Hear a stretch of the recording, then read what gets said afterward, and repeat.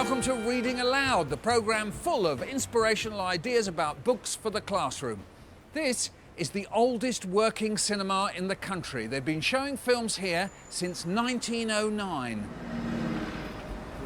But it's not just celluloid heroes and villains that put in an appearance here. The Electric here in Birmingham has witnessed plenty of spiritual and ghostly things going on. Yes, it's the perfect place to present this spooky edition of Reading Aloud, all about supernatural and horror fiction. Coming up, witchcraft and sorcery in the classroom, a novel that's cast its spell on these young readers, best-selling horror writer Darren Shan on the teen appeal of terror. You read a horror book to be scared, you read a horror book to have nightmares. And is Stephen King's Carrie a cult classic or mildly pornographic? During the Second World War, this basement of the old cinema was requisitioned as a makeshift mortuary, and many victims of bombings died here, and some, it seems, were reluctant to leave. Tom Laws, what sort of spooky or horrible things have gone on here? Without a doubt, the worst thing that's been reported here was during the war, a man shot himself whilst watching the newsreels. At the end of the day, when the staff asked people to leave, that the guy was slumped in the corner and it was evident that he had died. And since then, many of the staff over the years have reported all sorts of stuff going on. They've had cold winds go past them. They've claimed just a feeling of eeriness, and certainly staff, when they first arrive here and they're not used to the building, they will not come into this basement on their own. Well, it's the fascination with stories like that that make the supernatural and occult so popular.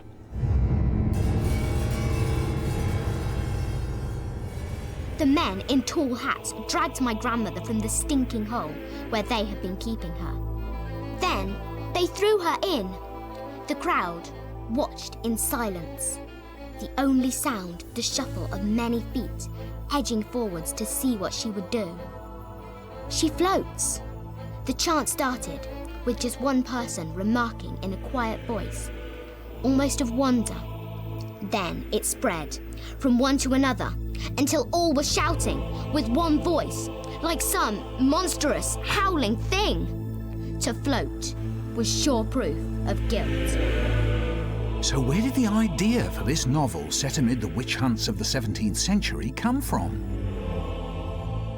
I was a teacher in Coventry for 16 years and I taught English, and that's really when I started to write, because I became really interested in what pupils were interested in reading and why they'd stopped reading. Some of the older ones had stopped reading, and I suppose, like lots of people, I thought I could write something they'd like to read, so that's how I started writing. At Hall Green Secondary School, the book has been a big hit with these Year 10 students. Then it was the turn of the beasts who brought with us. I was a bit concerned in the beginning. I thought maybe it was a bit too easy for them as a young read. They're a top set, very, very able GCSE group. But they absolutely took it on board, and because some of them have the interest in the subject matter anyway, they find it very interesting and very readable. And I've thoroughly enjoyed it, and I think they fed off that as well, and as a group we enjoyed reading it all together. Witchcraft exists. Tell me about the debating groups that got set up. Well, first of all, what we did was divided the class up so that I knew who was a believer and who wasn't, and who were kind of stuck in the middle. And I used that as a basis for forming these debating groups. And what they had were just some statements around the issues in the book. And they talked about it in those debating groups and got some quite lively discussions from it. It's like God or something. Some people don't think he exists, some people do. They kind of expanded on it themselves. They started believing in the power of God and good against the power of evil, and it led to something a lot bigger than I expected it to. And I found that this was a good way of getting them actually into the issues of the book and thinking about the wider elements of it as well. She's a witch. Oh my God, she knows. How do you know? The students used drama to explore the story. I think by exploring drama work like this, they tend to get involved a lot quicker. They relate to the characters. the storyline, the plot, the language all comes through their drama, which is really interesting. So they just need something to kind of lift it off that page and to make it more real to them. Kind knows kind, kind knows kind, kind knows kind. It makes me want to read more witchcraft stories. The book was quite good because I liked the idea of it being like a diary. I wasn't expecting to really like it because normally when we read books at school they're a bit boring, a bit tedious. But this one was actually, it was different from other books that we've read and I liked it. I thought it was good. I think historical fiction is still relevant because it's a really good way of learning about the past and experiencing what happens in the past. And often I personally don't think we can understand the present unless we know about the past.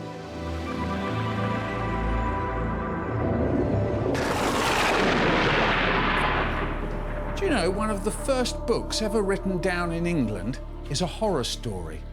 There's a scene where a group of soldiers are asleep in a hall and a grim and greedy monster strides in and rips them to pieces. Beowulf, one of the most famous plays ever written, has a scene where a kind old man has his eyes ripped out. King Lear.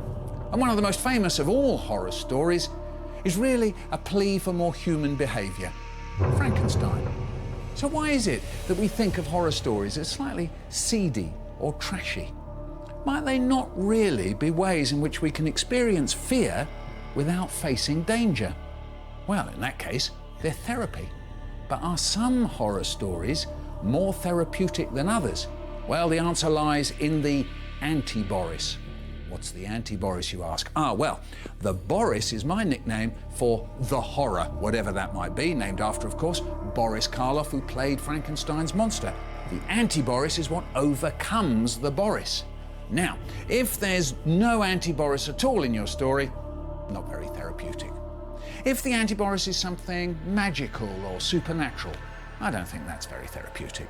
If it's the army, the navy, the powers of the state, the police, that's okay. The really therapeutic anti-Boris is when it's the wit and wisdom of our hero. In King Lear, that's the power of love. Now, how good is that? One of the world's most successful and prolific writers of teenage horror fiction is Darren Shan. He's sold over 10 million books, and the legion of Shan fans can't seem to get enough of the blood-curdling gore fest dreamed up by this 34-year-old writer. Sometimes parents will say to me, I'm very worried that my books will give children nightmares. And I always say, well, no, they're horror books. That's sort of the whole point. You read a horror book to be scared. You read a horror book to have nightmares. A really good horror book, horror movie, is like a roller coaster ride. It's really, really scary, but it's also fun. The thing about fictional horror is it's safe. If you wake up in the middle of your night in reality and you hear somebody moving about downstairs, that's truly horrific. That's a certain kind of realistic horror. But if you're reading about it, then that's fun. It's fun to scare yourself. It's fun to creep yourself out. So I think a lot of people who don't read horror miss out on the fun side. They can only see the horrific elements. They don't realise horror is fun. We've read all the vampires, we haven't started on this one. Starts very bluntly. The first couple of chapters are the most gruesome things I've written. Darren Shan has been turning out books at a phenomenal rate. 5 or 6 a year at one stage. So where does he go from here? I want to push myself as hard as I can and just keep on writing. One of my role models is Stephen King, and I love the fact he's always pushed himself. He could have retired years ago if he'd wanted, but he's always kept going. He's always written as much as he can, put out as many books as he can, and that's what I'm going to do. I want to push myself to my limits and just keep writing. Here we go. Thank you very much. Cheers. Bye, Callum.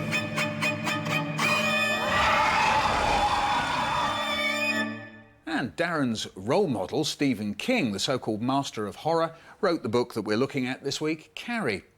The story, which was made into a big movie starring Sissy Spacek, is about a teenager with alarming telekinetic powers. Then, the stones. Right out of the blue sky, whistling and screaming like bombs. My mother cried out, "What in the name of God?" and put her hands over her head. One of them hit a downspout and knocked it into the lawn. Others punched holes right through the roof and into the attic. The roof made a big cracking sound each time one hit, and puffs of dust would squirt up. The ones that hit the ground would make everything vibrate. You could feel them hitting in your feet. But nothing that wasn't on the Carrie White's property was hit. Well, plenty of telekinesis there. Darren, Stephen King is known as the master of the horror genre, if you like. So what makes this book a horror book? It's got all natural ingredients that you'd expect. It's got the blood, it's got the guts, it's got the gore. For me personally, what really strikes me as horrific in this is the treatment of the main character by her so-called school friends, the persistent bullying that she's had to go through her entire school life, and then when she gets home she's got this really oppressive, fanatical religious mother who is giving her even more bullying, if you like. Yes, I mean, the horror genre nearly always requires someone innocent at the heart of it, and so quite often the stereotype is that that should be a woman. Does that work for you, John? This is the first horror book I've ever read, but I have to admit that I absolutely hated it. And though it's a strong word to use, I think the book is mildly pornographic, in the sense that the very first scene in which a shower room full of undressed girls verbally abuse a naked, undressed girl and throw sanitary towels at her, I think that is there actually for the entertainment of the readership and the possible arousal of an intended, largely young male readership. It seems to me it is emphasising all of the worst kind of sexist and male-dominant stereotypes about women and women's bodies and women's personalities, and that's my particular problem with it. I just think sometimes we can overanalyse things, and for me, the whole fascination behind horror, of which Carrie is part of, is that it excites that roller coaster gene, and I'm quite happy picking up a book like this if it's going to scare me, and not really overanalyse the intentions maybe of the author, or what other intentions he may have had. Let me stop you there. My own feeling about it was that it was on the side of the victim. Winsome?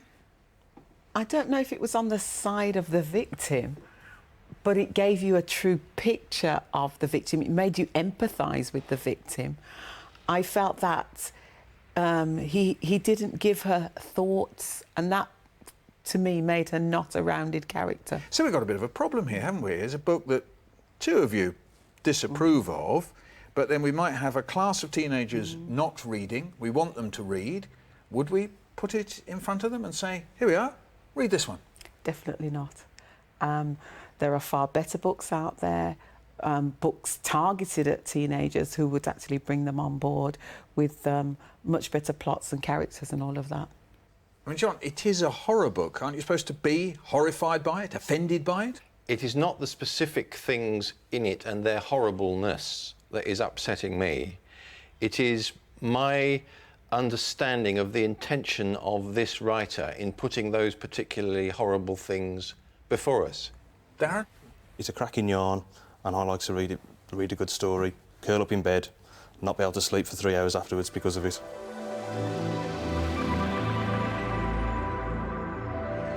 Well, that's about it from this spine-tingling edition of Reading Aloud.